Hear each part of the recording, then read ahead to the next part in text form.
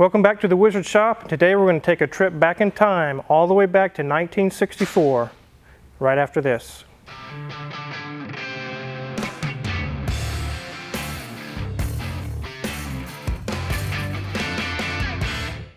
Well, I rode up on my really cool motorcycle this morning, my Stratoliner, and this thing was sitting out front. It was scheduled. It is a 1964 Chevrolet Impala SS with the 327 in it.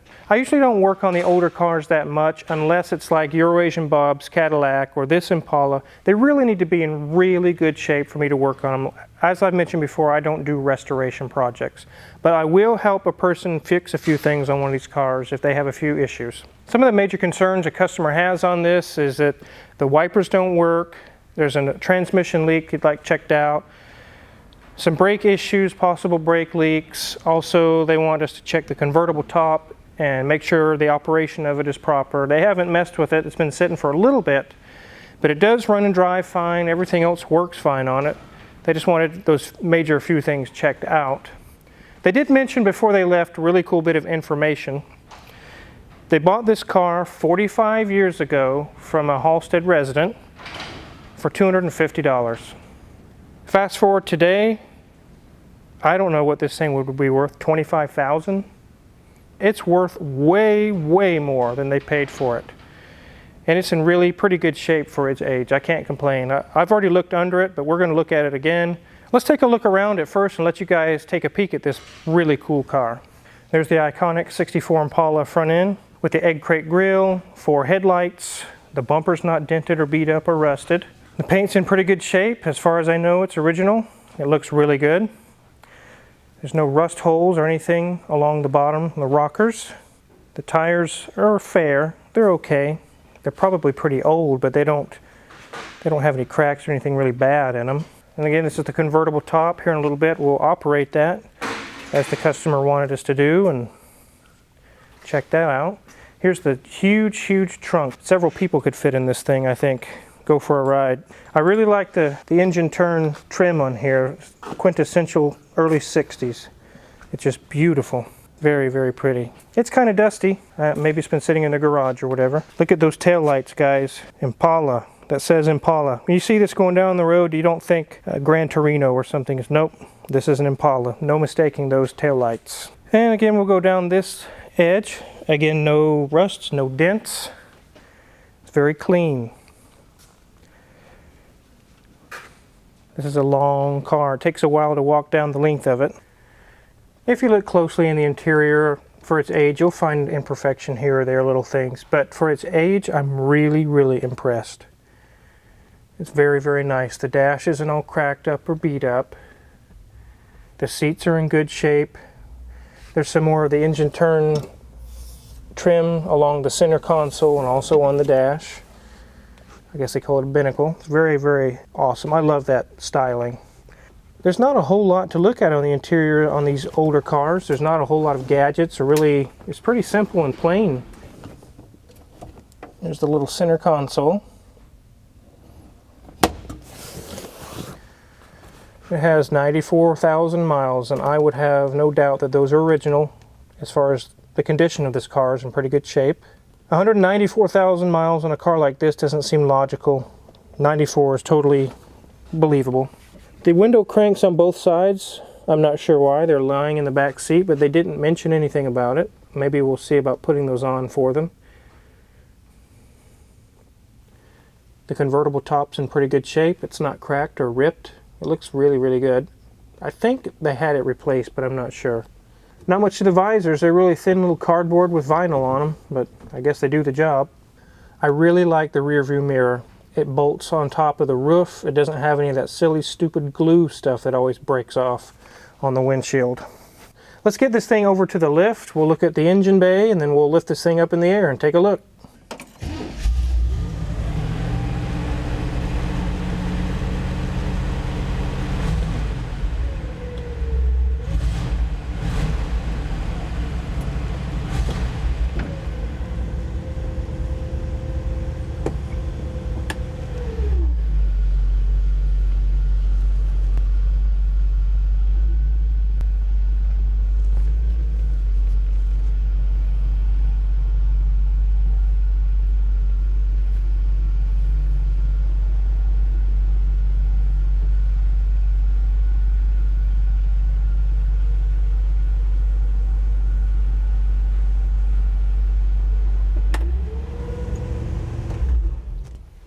This is back in the day when you didn't have power brakes, you didn't have power steering, but this one actually does happen to have power steering. It's really cool.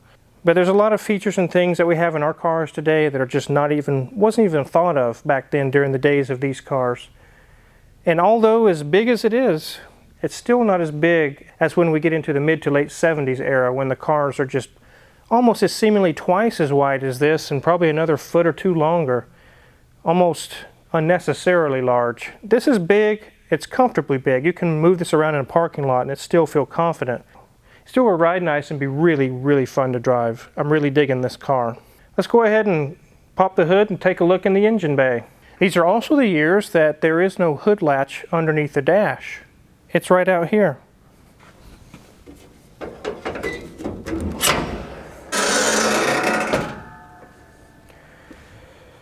There's the sparse little small block, 327.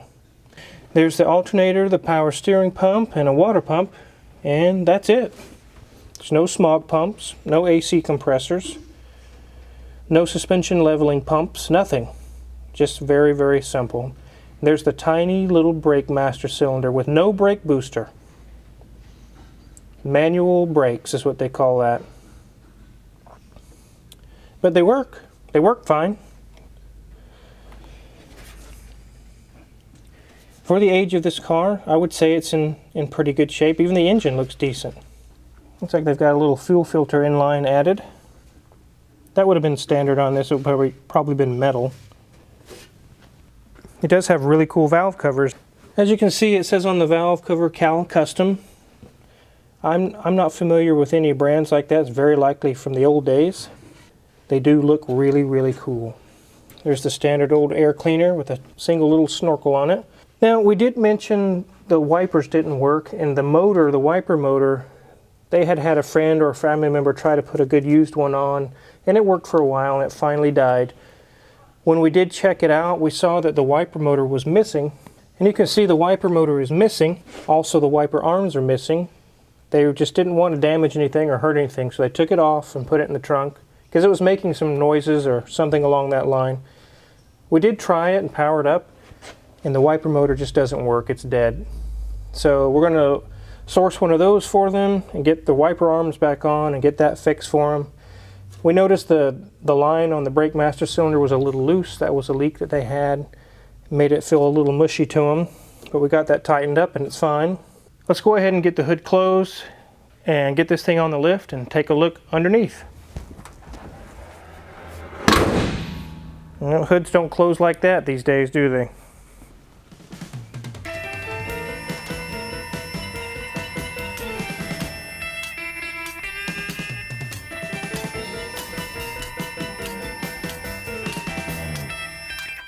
All right, let's take a look under this big beast and see what we find.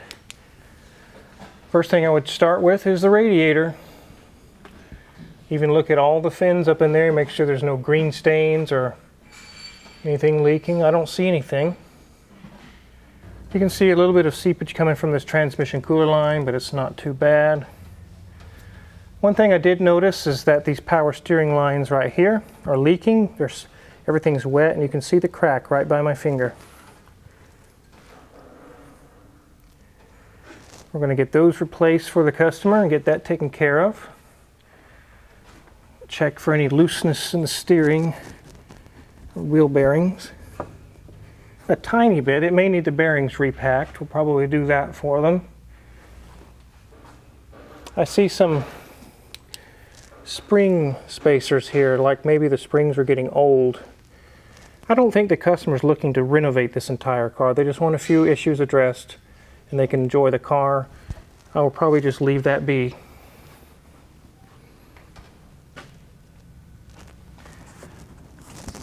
This one's nice and tight. Someone has put brake hoses up front. You can see them right here. It does have some surface rust, but that's typical for something of this age. I do see the shock here. The shock bushing is shot. They mentioned they wanted the shocks inspected. I would say that that's bad. Let's take a look at this one over here. That one's bad. Look inside. Oh goodness, guys. It's completely broke. Well, Well, they're going to need new shocks up front, that's for sure. And here's this, that would have been the stock color, the orange. It's missing a pan here, a torque converter cover. But I don't see anything leaking from the rear main seal or the transmission input seal. You do see a little bit of seepage all around here, and that is the pan is leaking, and also the shifter shaft seal is leaking a little bit. And we can see here the brake fluid that was leaking out of the master cylinder. We already addressed that and got that taken care of. It's been leaking for a while. It's just coated this whole cross member here. This is an X-frame. And one thing I want to mention is when we went to lift this, I foolishly told Junior Mint earlier, go ahead and put it on the frame. And he was like, there isn't one on the outside. And he's right. This has a pinch well that you would lift it from. It's kind of a unit body construction, even back in 1964. It does have a center X-frame, but on the perimeter there is nothing. The body is the frame. Okay, move our way back. There's the exhaust. It looks like just basic mufflers, nothing fancy, which is probably fine for the people that own it. That's what they want. I do see some rust here on this body cross member. That might have to go to a body shop to get that repaired. Is it serious? It's not real serious, but definitely they could cut this out and weld in and box in a new piece. The other side also has the same scenario going on here. You can see someone welded in a piece of pan to cover the hole. But I'm not surprised to see that on this old of a car. In fact, that's very minor compared to some of the ones that I've seen. These are solid though. The floor pans back here are in good shape. They're nice and solid. The drive shaft is good. No play in the U-joints. No real leakage coming out of the pinion seal. Looks like it's got a brand new fuel tank with a fuel sender and everything there.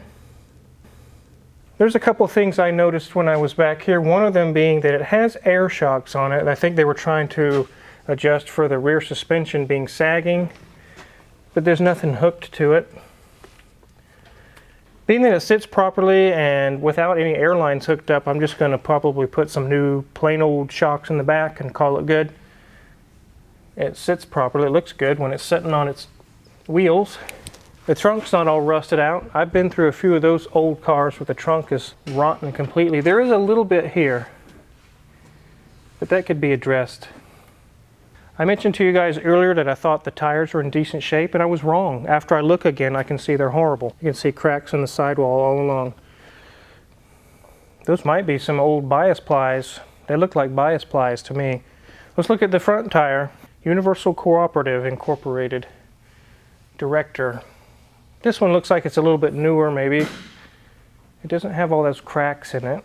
This one looks decent, but I would say this thing needs to go to a tire store and get new tires put on it. It's had rear drums put on it. It's got brand new drums. I do see the parking brake is missing. Here's where my finger can fit in the parking brake hole. There's nothing there. Parking brake, same situation over here. It was removed for whatever reason. Probably the cables were seized up and they just got rid of them. We'll check the back. It feels good. That side feels good as well. Well, let's go ahead and get this thing down on the ground.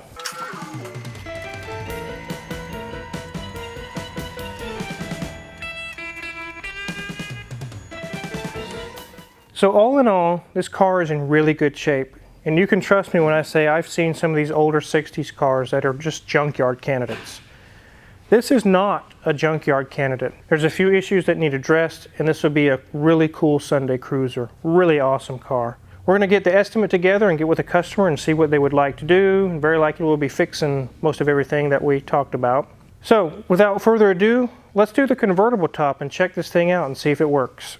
So we got all the windows down. Let's go ahead and unlatch the front. And then there's a switch under the dash. It's electronic.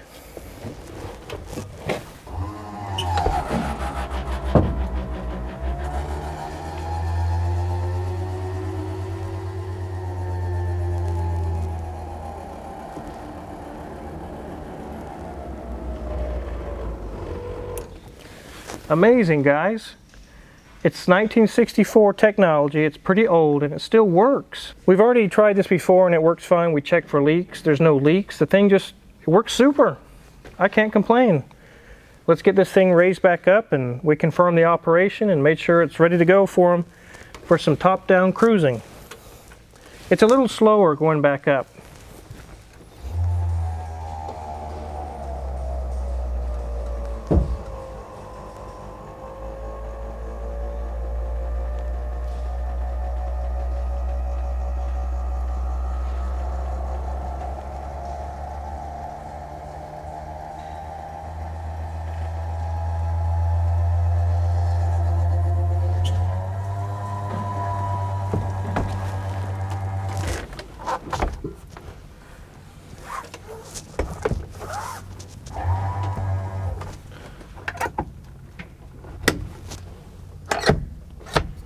If they have a convertible top and they haven't opened it for a while or put the top down, what should you do?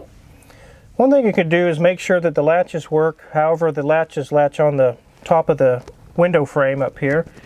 And go through with your hand and just gently push on the fabric of the convertible top and make sure it's not brittle and going to break and crack. You could have a nice smooth convertible top, but as soon as you try to open it, you just crack and break it to bits and just ruin the fabric. You need to make sure the fabric is pliable. This is what we did with this one before we filmed this. And then if it's electronic like this, you want to maybe raise it a little bit and just make sure there's nothing leaking, spraying out of the bottom, or spraying in your interior. And just little bits at a time until it goes back, and then put it all the way back down. Just be slow and careful with it. If it's a manual top where you manually push it back, also be slow and careful with it, especially if it's been sitting outside. You could just destroy all the fabric, so be careful, especially with the fabric. So I'm glad you guys could follow along with this. This is a really awesome car. I'm really pleased to have it in the shop. It's in pretty good shape. I think it's really awesome. So I'm glad you guys could join along today on the purple car invasion. We've got one in the back and one right up here, kind of a purplish blue color. If you're curious about what kind of tools we use to fix all these cars that are in the shop, check my Amazon affiliates link in the description below. We have tons of my tools listed for sale there. And if you haven't hit the subscribe button already, go ahead and do that now. Many more cool videos to come. Thanks for watching.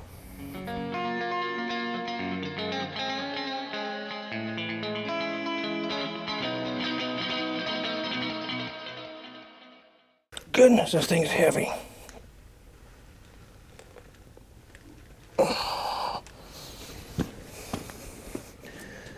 That should be good. This is a beast. I don't mind pushing on the bumper on this one because it's solid steel.